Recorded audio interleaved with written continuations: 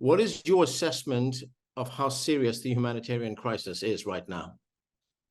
Very, very serious. It's a tragic situation for more than 2 million people, residents of the Gaza Strip. Like you said, the vast majority of whom have been displaced. UNRWA alone is hosting more than 1.2 million people. This is an underestimate, however, because people continue to be displaced and people continue to come to our shelters, except that our shelters are already overcrowded and overflowing with people and lacking the basics of supplies. Hospitals, medical facilities in Gaza have been blown up by the Israelis. What sort of conditions are doctors and other medical staff working under right now? I mean, how are they coping with the carnage that we see on a daily basis? Look, hospitals, medical facilities, and any other civilian infrastructure should be protected by all parties to the conflict. And that also includes United Nations facilities.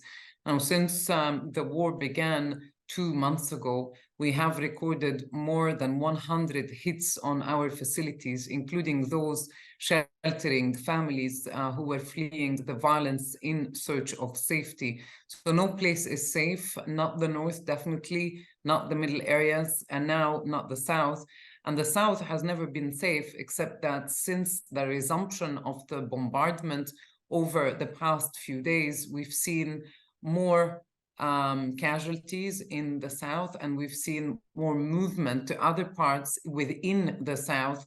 The Palestinian people in Gaza are being pushed to what is only 1/3, if you wish, of the whole of the territory of the Gaza Strip. Is there any communication with the Israeli authorities at all? Has the UN made representations on the fact that their facilities are being bombed, and has there been any response?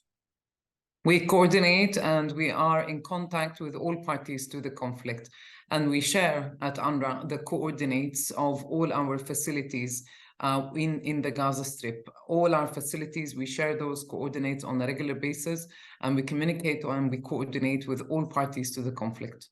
And is Israel observing those warnings, those locations that you were giving them? Like I said, more than 100 hits have been recorded. Now, we do not know exactly what happened because right now we are not in a position to investigate or get more information. What we do know is that some were directly hit and some received collateral damage. And we call for the protection of all civilian infrastructure, including UN facilities. Now, there's an even bigger, a graver threat facing Palestinians in Gaza, and that is the outbreak of untreatable diseases. The WHO, the World Health Organization, is warning that this could kill even more people than the bombing is doing right now. How serious is this threat? This should not come as a surprise. We have warned weeks ago that people are going to start, sadly, to die totally unnecessarily as an indirect result of the war in Gaza, as a direct result of the siege.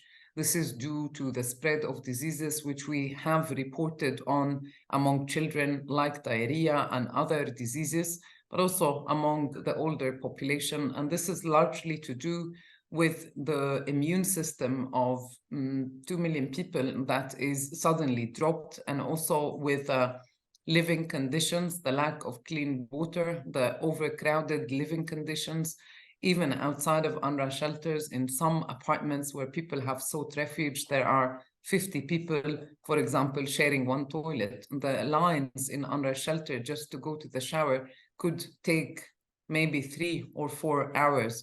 Lack of things like soap. We're speaking about the very, very basic to keep oneself clean. Some people have not been able to wash for weeks on end. Some have not been able to change their set of clothes because simply when they fled their homes in the north or in other parts of Gaza, they didn't bring anything with them.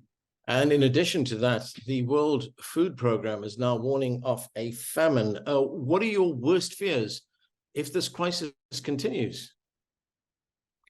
This war must come to an end, and there needs to be a humanitarian ceasefire. The pause that we have witnessed for about 1 week brought respite, brought calm to people in Gaza who have for 50 days been through hell. And we were able, thanks to that pause, to bring in much needed humanitarian supplies. Right now, we are back to square zero. Heavy bombardment, heavy airstrikes, massive displacement of people, except people have literally nowhere to go. They're being pushed into 1/3 of the Gaza Strip. There is no place that is safe.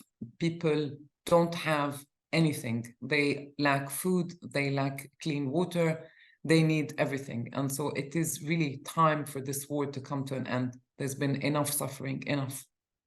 What are the supplies that are getting in right now?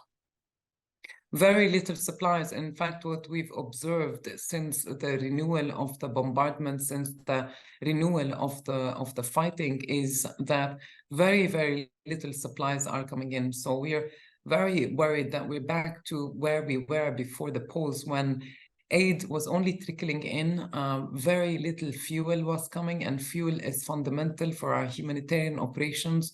So we're really following this particular issue of the delivery of aid with extreme concern, and we call for the renewal of the deliveries of humanitarian assistance, a regular flow of supplies that should come into Gaza, including fuel, and also to open other crossings, because right now the very little fuel, the very little assistance that's coming is coming via one crossing point that we have with Egypt. We know it's ill-equipped, we know that it's not enough, and so we're calling, including on the Israeli authorities, to open other crossing points, including the ones that we were using before the war started on the 7th of October. Juliette, we have been talking to some doctors and other medical personnel in Gaza. They tell us that there is not even basic medicines right now to treat people who have been injured, especially children. In many instances, they're carrying out surgery, they're carrying out operations without any anesthetic at all. Do you know if that situation has changed in any way? Look, supplies, including medical supplies, are very much missing out. Basic supplies, we're talking also about blankets or warm clothes or shoes. I saw many people when I was in Gaza who, even though it was starting to get quite cold and it had rained the day before, they were still wearing their sandals and summer shoes. And so people indeed have lost everything and they need everything.